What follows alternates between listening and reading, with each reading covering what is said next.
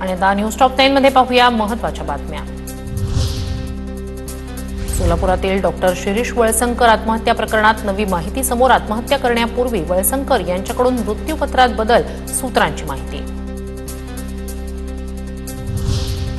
मराठवाड्यात शेतकरी आत्महत्यांमध्ये 32% वाढ। जानेवारी ते मार्च दरम्यान 269 शेतकऱ्यांच्या आत्महत्या।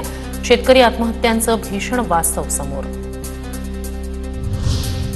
शिवशाहीचं रूपांतर लालपरीत होणार। 28 तारखेच्या महामंडळाच्या बैठकीत निर्णय होण्याची शक्यता। पेट्रोल आणि डिझेल वाहनांवरील बंदीमुळे अर्थव्यवस्थेवर आणि लोकसंख्येवर व्यापक परिणाम होईल। राज्य सरकारचा मुंबई उच्च न्यायालयात दावा। कोर्टाच्या आदेशानुसार 7 सदस्यांची तज्ञ समिती या संदर्भात अहवाल देणार।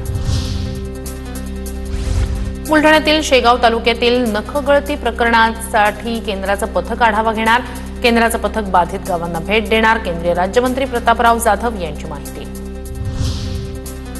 मुंबईत पवईच्या गणेश घाट परिसरात तलाव स्वच्छता आणि संवर्धन अभियान कार्यक्रमाला मंत्री पंकजा मुंडे यांची उपस्थिती। राज्यातील मराठी निर्माते आणि दिग्दर्शकांना राज्य सरकारकडून आर्थिक सहाय्य मिळणार। सांस्कृतिक कार्यमंत्री आशिष शेलार यांची घोषणा। चित्रपताका महोत्सवाचं उद्घाटन।